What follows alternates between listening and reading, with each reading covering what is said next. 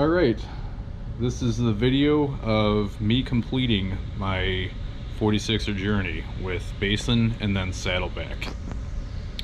It's about a week and a half after now as I film this, just getting around to editing this. Had a lot of other stuff going on, bought a boat, and just haven't really gotten around to sitting down and editing everything to get it all ready to go. But I have no idea how the camera quality or picture quality or any of that's gonna look. There's just some stuff that I don't know, I've had a hard time kind of figuring out in terms of where my camera is, bringing that up on my phone, wanting to conserve phone battery, and I'm also like a flat-out grandpa when it comes to technology. I just I don't really like it.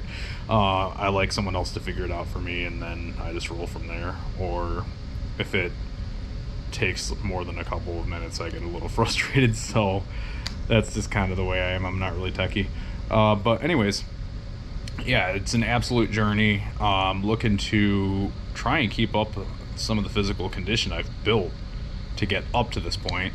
But I also need new hiking boots. Mine are completely worn on the sides now, and so I have to get around to fixing those. I found that I like the taller boots. I know a lot of people out there kind of like the trail runners and that style stuff, but I found that I'm kind of naturally clumsy a little bit, and so I like having the ankle support of a tall boot. So I'm gonna want to get another set of those. But anyways, enough yammering.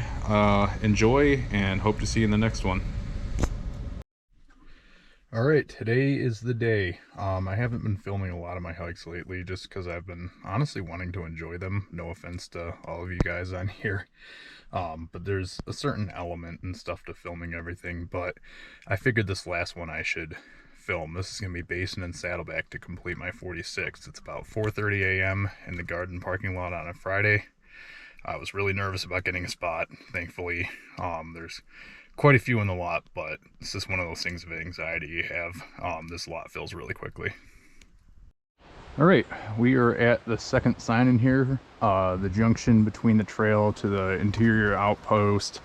And if you wanted to hit Gothics from this way, you could do that too, I suppose.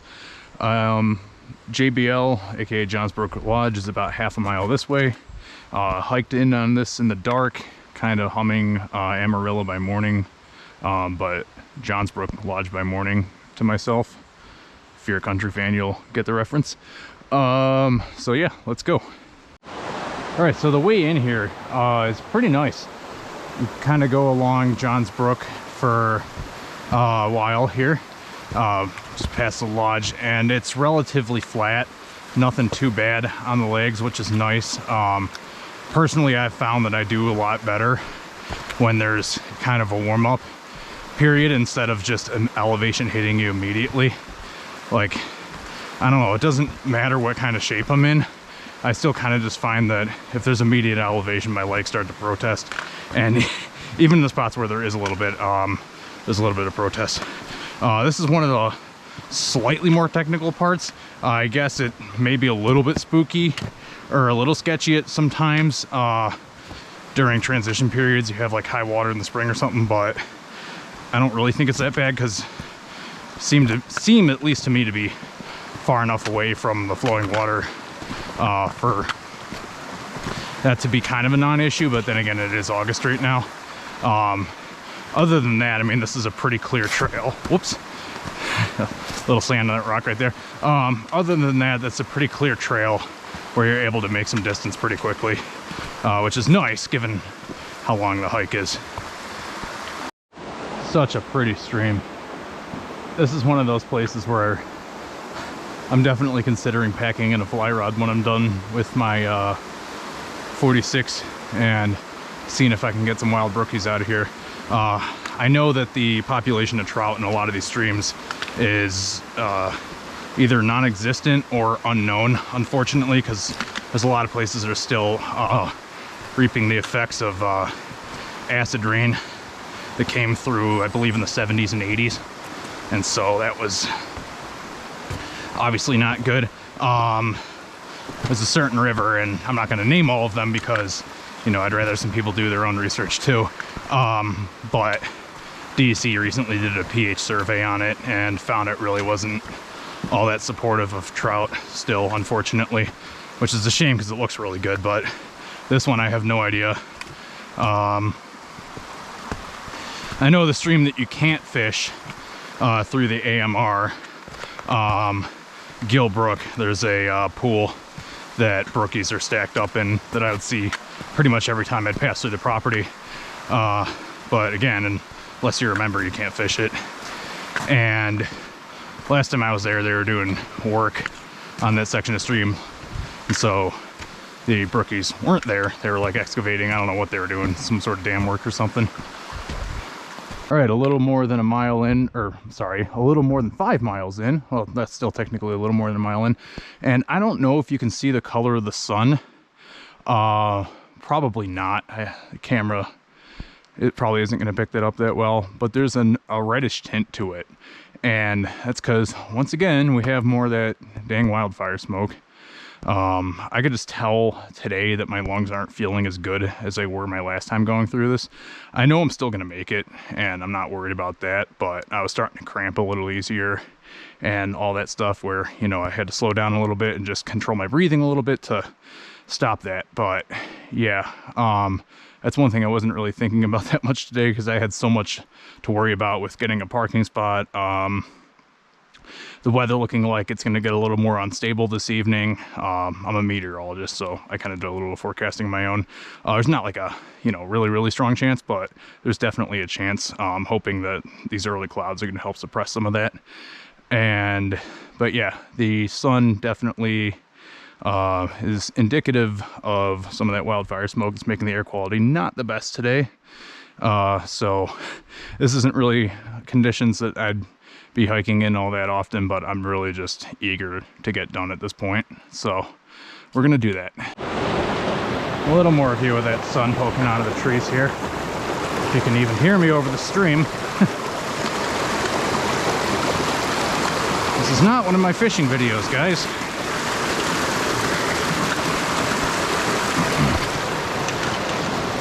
There we go, not too bad.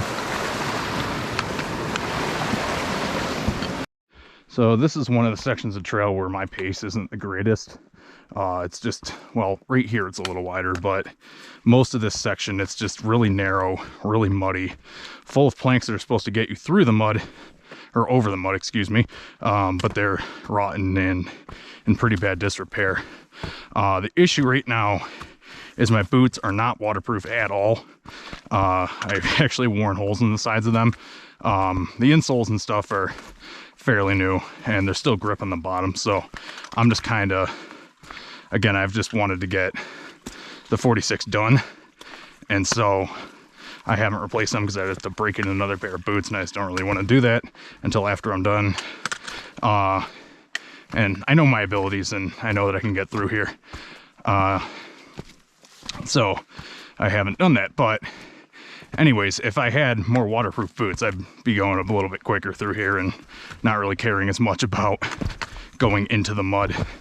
You know, I'm still doing what I can to combat trail erosion and all that, and, you know, just kind of testing the mud with my trekking pole and going slow through it instead of just kind of half sprinting through it like a lot of people do.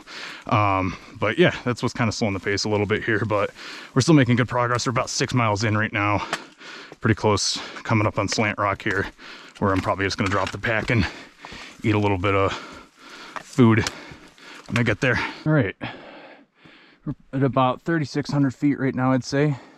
I set my trekking poles down while adjusting the camera, and we're taking the shortcut trail, something S, Shorey, something like that, shortcut trail, off of the Phelps Trail, which is what I was on, to get to the State Range Trail, to go up Basin, approaching from the east, which means that I'll be going up the Saddleback Cliffs and not down them, which is something that a lot of people advise you to do, which is go up the Saddleback Cliffs and not down. So we'll be doing that, and yeah, still doing all right. Sweating a lot. It's just really humid today. And obviously going up in elevation is a double-edged sword because it gets cooler as you go up, but you also break a sweat doing it. And we don't really have much in the way of a breeze today at all, so which would actually be a little bit welcomed. All right, ladies and gents, that's a bit of a climb. So I looked a little further at the map. This trail will bring me up to about 4,200 feet, then descend a little bit once to intersect with the state range trail. And then from there, it's about 800 feet to the summit of Basin. So it's always a little disheartening when you realize that you're gonna climb some elevation to lose it and all that, but that's part of the game. Just gotta deal with it. So this is one of those where it looks a lot worse than it is. I've dealt with a lot of this kind of stuff before. If I were new to this, I'd be pretty spooked, but I think I'm gonna give that rock face a go. And if that's no bueno, go up to the left here. But the rock face looks okay. It looks like I got some stuff to grab here. As long as I keep points of contact, this should be all right. All right, some of the first views of the day, and it's quite hazy. We're going up that, and for a little bit, I was looking at the map kind of irritated and like, why isn't there just a more direct route? And I think that explains it right there. You see that major rock slide? Yeah.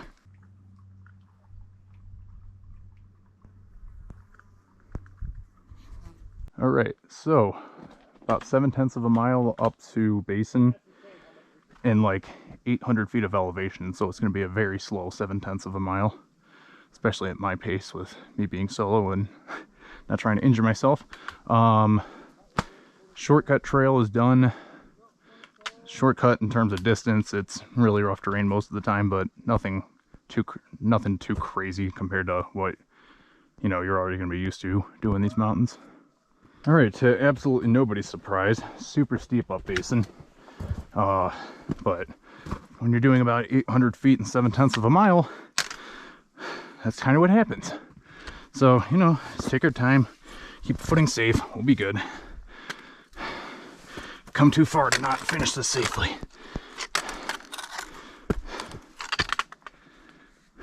Oh, look at that. We got a little ladder to go up the little walk face on the little mountain. Wonderful. Great shot of Marcy from here. You can also see Haystack through the trees here. I went around this part. There's like a little kind of herd path bushwhacky thing. Just because it doesn't look as bad right there, but there's a part down there that is just incredibly questionable for safety in my opinion. And this is my 45th of these, and there's a spot there that I didn't really see a way that I was comfortable with being solo. So I went around. You might be able to, if you got another person to help you work it out, you can maybe go up this, but I found it incredibly questionable. Looks like I'm getting my first view of the Saddleback Cliffs over there. But man, look at this. We're at about 4,400 feet right now. So about 400 feet to climb. But yeah, this is what it's all about. All right, frequent sign on a lot of these trails here, or a lot of these high peaks, the higher high peaks, I should say. The Alpine Zone, you've seen on this channel this before, and since this one's at 4,800, we are entering that again. A lot of the ones that I've been doing lately were kind of lower ones, so it's actually been a minute, besides for Haystack the other week, where I've been going in the Alpine zones. All right, last part for number 45, Basin.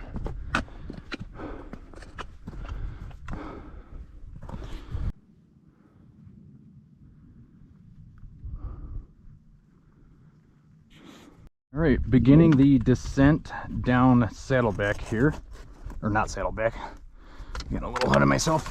Whoa. Beginning the descent down Basin, I should say. And I don't really film descending much in this channel normally because I just want to focus on the descent, and I don't really want to bore you guys with my slowness going down stuff. But yeah, it's pretty intense. Oh, looks like we got a playground slide. It's interesting. I don't think I've ever seen a rock shaped like that. I don't really want to go on the playground today, so I think I'm just going to go around.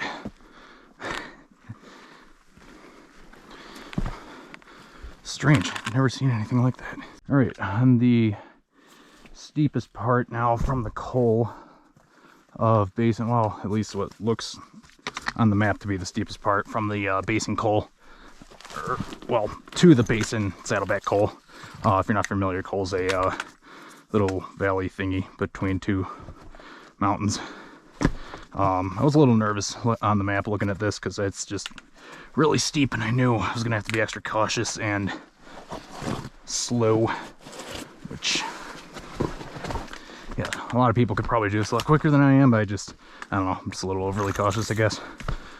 But once we're done with that, going up Saddleback, and the Saddleback Cliffs are in my way to becoming a 46'er.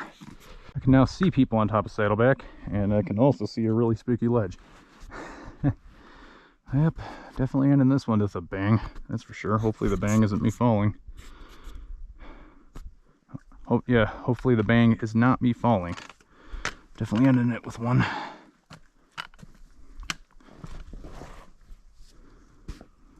Alright, starting the way up Saddleback.